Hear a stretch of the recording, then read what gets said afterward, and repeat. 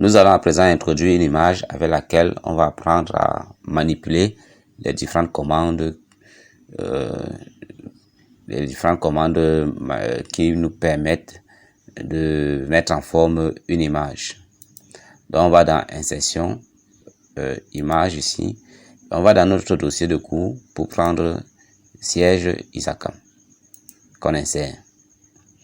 Bien, l'image s'insère, on voit bien qu'elle a besoin d'une certaine mise en forme. On va afficher sur une page là. L'image est renversée. Donc on va aller dans notre ici dans les outils d'image, format, et on va commencer par le groupe organisé et on va utiliser cette commande faire pivoter les objets et on va faire pivoter de 90 vers la gauche. Donc faire pivoter à gauche de 90 degrés et voilà, l'image s'est remise dans la bonne direction, si je peux dire comme ça. Bien, travaillons ici avec la taille, le groupe taille. Là, on a des commandes ici pour augmenter la hauteur de la taille, de la forme, je veux dire, dans la hauteur. Et ici, pour jouer sur la largeur. La largeur, c'est cette dimension-ci. Et la hauteur, c'est celle-là. Donc, on peut déjà jouer avec. Ici également, on a une commande qui s'appelle rogner. Donc, ici, ça permet d'enlever les parties de l'image qui ne nous intéressent pas. Donc, je vais cliquer ici pour voir ce qui est disponible. On voit là, ajuster. Qu'est-ce qu'on dit? Redimensionner l'image de sorte que l'image entière s'affiche dans la zone d'image tout en conservant les proportions d'origine. Je pense que ça se comprend. Je vais donc cliquer pour que cette image soit totalement dans ma page ici. Je clique.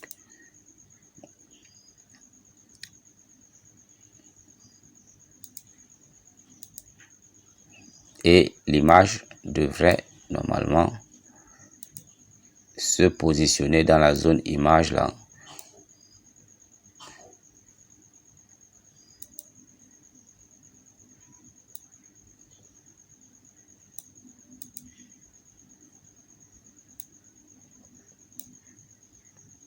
Donc là, on peut jouer.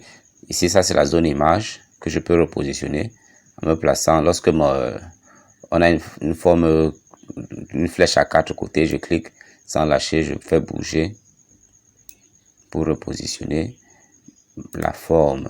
Donc là, il y a la forme, il y a l'image qui est à l'intérieur et la forme ici que je peux positionner là. Je dimensionne.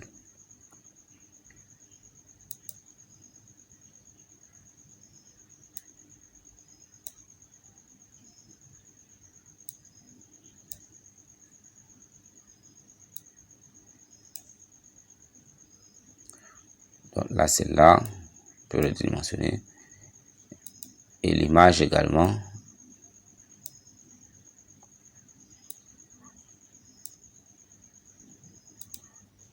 Et je clique ailleurs. Donc là, j'ai redimensionné mon image dans la zone de dessin. Donc j'ai utilisé ici, ajuster, pour faire apparaître ces bordures-ci qui en fait délimitent ma zone de dessin. Ma zone, c'est ce qu'on dit là, la zone d'image. Là où c'est renforcé, je peux laisser traîner la souris dessus pour soit agrandir. Tu veux cliquer sans lâcher.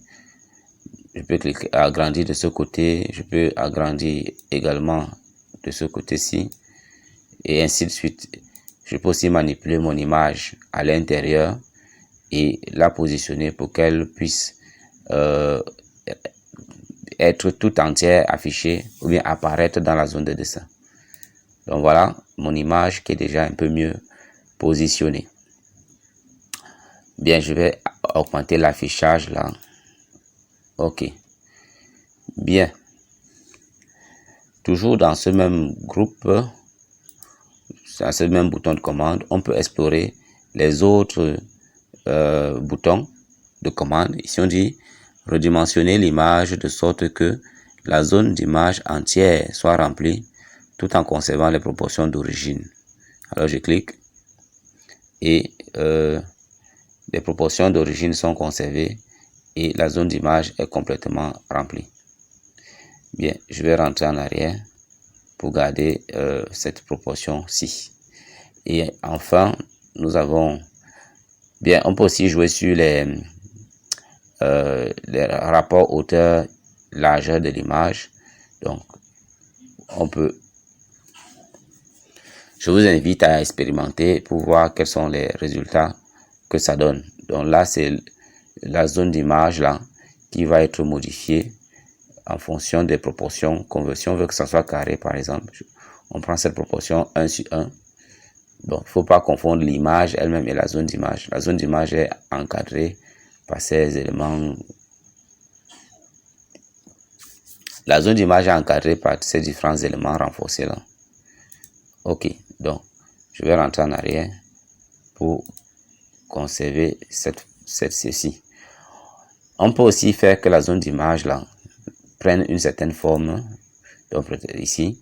Et si je veux que ça soit sous forme de cœur, je me place là. Et cette zone d'image sera sous forme de cœur. Et mon image là sera dans un cœur. Ou encore autre chose. Hein. Je peux mettre ça sous la forme d'un croissant lunaire par exemple. Et ça prendra la forme d'un croissant lunaire. Ou tout simplement cette forme-ci rectangulaire pour que ça revienne à cette disposition. Nous avons également la commande rogner qui, lorsqu'on clique dessus, il y a ces différents traits renforcés qui apparaissent sur l'image et en les déplaçant, si je clique par exemple ici, ça permet de sélectionner les parties de l'image qui sont affichées et celles qui ne sont pas. Par exemple, le bâtiment qui est là, qui n'est pas peint là, celui-ci, si je me place ici et que je lâche, il n'apparaîtra plus dans l'image. Donc désormais, il ne fait plus partie de l'image. Et là, mon image se limite à ceci. Si je veux par exemple que, je sais pas, cette partie-ci ne soit pas vue, je vais là, je vais rogner un peu ici. Donc je vais prendre ceci, je clique sans lâcher et je lève jusqu'à ce niveau. Et là, quand je lâche, j'ai ceci. Donc tout ceci sera vu, mais ce qui est hors là ne sera plus vu. Et voilà. En fait, l'image ne disparaît pas. Elle est seulement masquée puisque je peux toujours revenir en arrière là et obtenir mon image d'origine. Donc voilà les manipulations déjà que nous pouvons faire à ce niveau. Évidemment, on a un lanceur de boîte de dialogue ici. Si on clique, on peut avoir d'autres options que je vous invite à lire et à découvrir. Par exemple, ici, on peut faire des rotations, c'est-à-dire faire tourner l'image. Ici, on peut jouer sur les rapports entre longueur et largeur de notre image. On peut définir la hauteur et la largeur. Bien, donc voilà pour ce qui est de ce bouton, de ce groupe. Je vais d'abord laisser celui-ci. Je vais venir ici. Donc, les styles d'image, un peu comme on avait les styles de paragraphes et les styles, les styles lorsqu'on manipulait. Un peu comme on avait les styles lorsqu'on manipulait du texte, donc on a également des styles d'image que nous pouvons choisir. Et lorsque vous laissez survoler, lorsque vous survolez chaque style, vous avez l'effet immédiatement. Et si il y a un style qui retient votre attention, vous pouvez le sélectionner et vous aurez le résultat voulu. Moi, je vais peut-être prendre celui-ci. Bien, donc voilà. Et lorsque les styles sont choisis, il y a encore plein d'autres options ici. Par exemple, on peut jouer sur la bordure de l'image, jouer sur sa couleur. Évidemment, ça sont les couleurs de thème. Ça veut dire que si on travaille avec ces couleurs, lorsqu'on va choisir les thèmes, modifier les thèmes, ces couleurs changeront également. Je prendrai par exemple une bordure de cette couleur.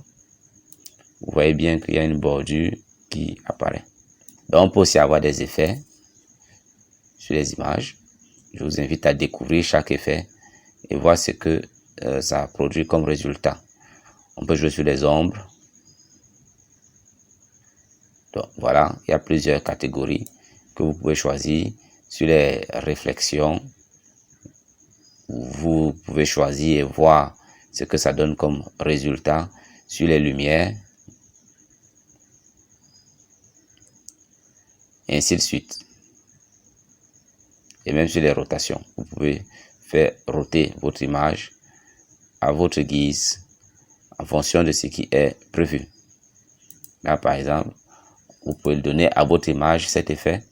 Donc, moi, je vais revenir à la forme initiale, celle-ci. Bien, donc voilà un peu présenté les différentes commandes de ce groupe.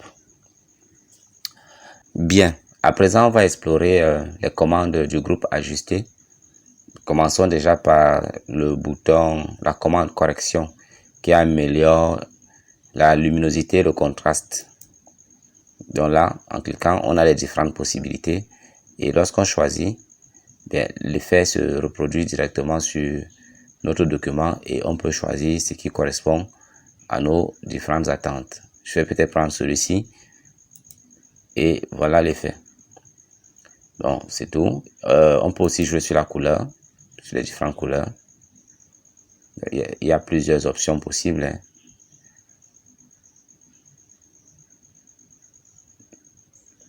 En fonction de ce que vous voulez. Si je prends ça par exemple, voilà le résultat qu'on obtiendrait. Bien, je vais plutôt prendre ceci, ça. Ok. Et enfin, on a les effets artistiques que nous pouvons ajouter, hein. On peut mettre un peu de une touche artistique. Par exemple, ici, c'est quoi? C'est crayon. C'est un peu comme si on avait dessiné au crayon. Ou encore, je peux prendre ça. Donc, ça, on peut ajouter plusieurs effets à notre image là. Bon, ici, c'est un bouton qui permet de rétablir l'image. Si je clique dessus, toutes les modifications faites seront annulées et on va revenir à l'image initiale. Rétablir la taille de l'image, ainsi de suite. Changer l'image si on veut la changer par une autre. Et compresser l'image. Je vous invite à expérimenter ces différentes commandes. Maintenant, qu'est-ce qu'on va faire? Je vais peut-être réduire les dimensions de cette image. Donc, on a ces bordures là, en fait, ces petits ronds qui sont au niveau des extrémités là. En fait, ces ronds permettent de redimensionner l'image. Lorsque je clique dessus et que je me déplace, je vois que l'image réduit. Ou ici, je peux augmenter par ici. L'image s'allonge. Donc là, ici, la hauteur de l'image change. Là, ici, je suis en train de jouer sur sa largeur. Et ici, ça joue sur les deux, longueur et largeur. Bien, donc voilà. Voici notre image. Cliquons encore dessus. Nous allons maintenant apprendre à positionner notre image sur notre papier. Donc là, on va revenir ici dans le groupe organisé et travailler avec ce bouton. Pour mieux voir, je vais afficher une seule page. Voilà. Et donc, quand je suis sur l'image, outil d'image, format, je vois qu'il y a plusieurs positions possibles. Je peux positionner en haut à gauche, au milieu à gauche, en haut à droite et ainsi de suite. Vous voyez que en fonction de mon choix, l'image change de position. Voilà. Je vais peut-être prendre ceci. Bien, donc l'image est là et je vais agrandir l'affichage pour qu'on regarde, on voit bien. Donc voilà notre image. Et un autre bouton, une autre commande, c'est celui-ci, l'habillage du texte. En fait, qui nous permet de définir comment le texte va se comporter autour de l'image. Il y a plusieurs options possibles. Ici, aligné sur texte, vous voyez que le texte, dans son illustration là, ne peut se placer qu'au-dessus et en dessous. Ici, carré, donc ça se place autour de l'image, le texte. Rapproché, à travers, bien au travers, en haut et en bas, derrière. Donc vous voyez que le texte est maintenant derrière l'image, devant et ainsi de suite. Donc on a plusieurs positions et on peut venir ici, autre option de position pour afficher cette boîte de dialogue et où on a plusieurs options dans l'alignement dans l'habillage de notre texte que je vous invite à lire et à tester. Bien, donc on a ceci qui est là. On peut donc changer l'habillage de notre texte. Donc, si je veux que le texte reste soit en haut, soit en bas, ben, on va choisir celui-ci. Ou bien en haut et en bas, ici. Et vous voyez que le texte n'est pas à côté de notre image. En fait, n'est pas à gauche ni à droite. Il est soit en haut, soit en bas. Mais si on veut qu'il enroule un peu, qu'il s'emballe un peu autour de notre image, alors je sélectionne l'image et je vais mettre peut-être, rapproché, par exemple. Et là, il est rapproché.